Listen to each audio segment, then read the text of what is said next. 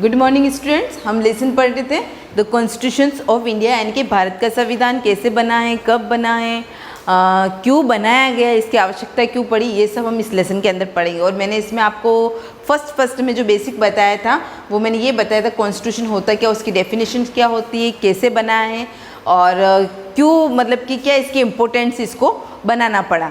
तो जैसे जैसे हम पढ़ते जाएंगे और आपका क्लियर होता जाएगा। लास्ट जो अपना पॉइंट चल रहा था मैंने the constitution, its significance, importance इसकी बता रही हूँ मैं आपको। अब इसके फर्स्ट पॉइंट्स अपन यहाँ लेंगे। The constitution protect the rights of citizen. सबसे फर्स्ट बात यहाँ पर ये आती है कि हमको जो राइट्स दे रखे, मैंने आप लोग को बताया कि हमारे कॉन्स्टिट्यूशन से के अकॉर्डिंग हमको पहले हमारे पास 7 राइट्स थे, लेकिन उसमें से संपत्ति का जो राइट्स था उसको हटा दिया गया है। अब हमारे पास 6 राइट ही हैं। तो राइट्स ऑफ द सिटीजन सबसे ज़्यादा ये जो प्रोटेक्ट करता है, क्या करता है, नागरिक। सिटीजन का मीन्स क्या होता है, नागरिक, यानी कि हम लोग ही आते हैं उसमें, पीपल्स ही आते हैं, ठीक है। उनके जो राइट्स है उसको प्रोटेक्ट करने का काम करता है। Irrespective of their caste, gender, religion और creed to which they belong. उसके अलावा इररेस्पेक्टिव यानी कि निरपेक्षता से किसी प्रकार का कोई भी भेदभाव नहीं किया जाता है, किसी भी कास्ट में, जेंडर किसी भी लिंग में, रिलीजन धर्म में, और क्रीड का मीन्स भी होता पंथ में। हम अलग अलग पंथ मानते हैं ना, हम इस पंथ के अलग अलग सब कास्ट में होता है और अलग अलग पंथ। तो यहाँ पर इन बेसिस को लेकर किसी भी प्रकार का कोई भी भेदभाव नहीं किया जाता है। So it create trust among the people and bind them together in one harmonious whole. क्या दे रखा है, इट क्रिएट ट्रस्ट। इसके थ्रू हम लोगों के बीच में क्या आता है, ट्रस्ट, ये कह सकते हैं लोगों के ऊपर बिलीव करना सीख जाते हैं। And bind them together in one harmonious hall. उसके अलावा हम एक दूसरे के साथ सामंजस्यपूर्ण व्यवहार करके, हारमोनियस का मतलब क्या होता है, सामंजस्यपूर्ण व्यवहार करना सीखते हैं। किसके अकॉर्डिंग, कॉन्स्टिट्यूशन में दे रखा है उसके अकॉर्डिंग। अगर हमारे लिए कोई नियम नहीं बनाए हुए होते हैं, मैंने आप लोग को पहले भी एग्जांपल दिया था कि अगर हमारे लिए कोई रूल्स और रेगुलेशंस नहीं बनाए होते तो हम सब अपने अपनी मर्जी से काम करने लग जाते हैं, अपने अपनी इच्छा से काम करते हैं, कोई भी किसी की बात नहीं मानता। इवन आप आपकी फैमिली में ही देख लो, अगर आपके पापा आपके ऊपर थोड़ा भी कंट्रोल नहीं रखते हैं तो आप किसी की भी बात नहीं मानते हो। पापा कह रहे होंगे लेकिन हमेशा स्टार्टिंग से ऐसा होता आता है कि अपने घर में जो चल रहा है वो कंटिन्यू चलता रहता है, तो हम क्या करते हैं, उनको फॉलो करने लगे, वो हमारी परंपराएं बन जाती है, वो हमारी आदत बन जाती है। तो यहाँ पर भी कॉन्स्टिट्यूशन में लिख दिया है, इट मीन्स हमको क्या करना है, उसको फॉलो करना है। सेकेंड पॉइंट दे रखा है, it limit the powers of 3 organs. मैं जो आपको 3 ऑर्गन्स बता रही थी, the government, legislature, executive and judiciary, ठीक है। 3 पार्ट दे रखे हैं, लेजिस्लेचर, एग्जीक्यूटिव और जुडिशरी। ये तीनों अपने गवर्नमेंट के ऑर्गन्स है, 3 ऑर्गन्स, अंडरलाइन कर देना इसको। It does restrict the abuse of power by those officials and leaders who carry out government and administrative function। अब यहाँ पर क्या दे रखा है, इट डज रेस्ट्रिक्ट। रेस्ट्रिक्ट का मतलब क्या करना, बैन करना, यानी किसी चीज़ को अपन बैन करते हैं ना, आप लोगों ने सुना होगा कि इस चीज़ पर बैन लग गया। जैसे अभी चाइनीज़ जो भी ऐप आते हैं उसके ऊपर हमारी गवर्नमेंट ने क्या कर दिया, बैन लगा दिया। तो यहाँ पर भी ये रिस्ट्रिक्ट का मतलब बैन करना। द एब्यूज ऑफ पावर, यानी कि कोई भी ऑफिशियल लीडर्स, जो बड़े बड़े लीडर्स हैं जो अपने पावर लगाते हैं, तो उनके ऊपर जो बैन, यानी कि वो अपनी मनमानी करते, तो उसको रोकने का काम कौन करता है, अपना कॉन्स्टिट्यूशन। क्योंकि कॉन्स्टिट्यूशन में ऐसे रूल्स दे रखे हैं कि कोई भी पर्सन, कोई भी लीडर्स अपने नियम नहीं लगा सकता है। Out government and administrative function, और कोई भी प्रशासनिक जो कार्य होते हैं उसमें भी अपनी पावर को नहीं बता सकता है। नेक्स्ट थर्ड पॉइंट दे रखा है, it less down the procedure of the formation of the government and it define the distribution of the power.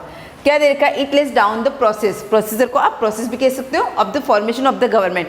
हमारी सरकार कैसे बनेगी, कैसे काम करेगी, ये सारा जो प्रोसेस दे रखा है वो कहाँ दे रखा है, कॉन्स्टिट्यूशन के। क्योंकि जब कॉन्स्टिट्यूशन नहीं बना था तब उससे पहले हमारी सरकार काम नहीं, उस समय हमारे पास ब्रिटिशों का शासन था और ब्रिटिश जैसे कहते थे हम वैसे। जब कॉन्स्टिट्यूशन बना उसके बाद से ही हमारे देश का व्यवस्थित कह सकते हैं कि गवर्नमेंट अच्छे से काम करने लग गई थी। तो ये सारे जो नियम लिखे हुए वो कहाँ पर लिखे हुए हैं, कॉन्स्टिट्यूशन के अंदर लिख रखे हैं।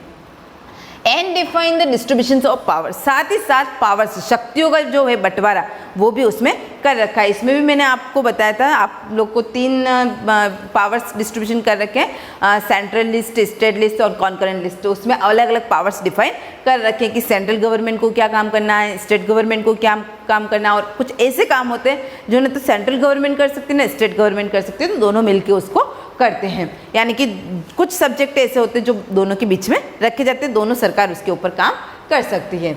नेक्स्ट पॉइंट दे रखा है, it makes special provision to protect the interest of minority communities. अब यहाँ पर वर्ड आता है माइनॉरिटी, क्या मीन्स होता है माइनॉरिटी का? अल्पसंख्यक समुदाय। कम्युनिटीज का मतलब समुदाय और माइनॉरिटी का मीन्स होता है अल्पसंख्यक। यानी कि कह सकते हैं ना, हमारे घर पे भी कभी कभी ऐसे तो कुछ बच्चे ऐसे होते हैं ना, आप लोगों ने देखा होगा, क्लास में देख लो, कुछ बच्चे ऐसे होते हैं जो उनको अपन ये नहीं कह सकते कि वो पढ़ने में इंटेलिजेंट नहीं होते, लेकिन कुछ बच्चे अदर एक्टिविटीज़ में इंटेलिजेंट होते हैं, कुछ पढ़ने में इंटेलिजेंट होते, कुछ बच्चे पढ़ाकू जो होते हैं वो क्लास में दूसरी एक्टिविटीज़ में पार्टिसिपेट नहीं करते, तो उनको सिर्फ पढ़ने में रहते हैं, या कुछ बच्चे न तो पढ़ने में इंटरेस्ट लेते हैं न अदर एक्टिविटीज़ में इंटरेस्ट लेते हैं। तो ऐसे जो बच्चे, उनको क्लास में कोई कहते हैं ना रेस्पेक्ट नहीं देता है, उनको कह सकते हैं कि वो माइनॉरिटी ग्रुप में आ गए। एक एग्जाम्पल के लिए बता रही हूँ मैं।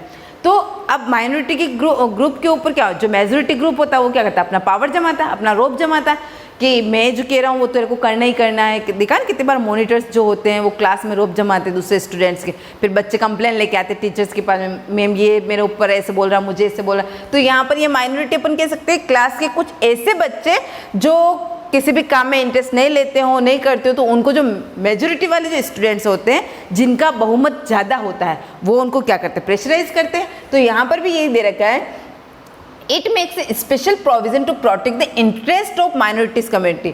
ये कौन प्रोटेक्ट करता है अपने को?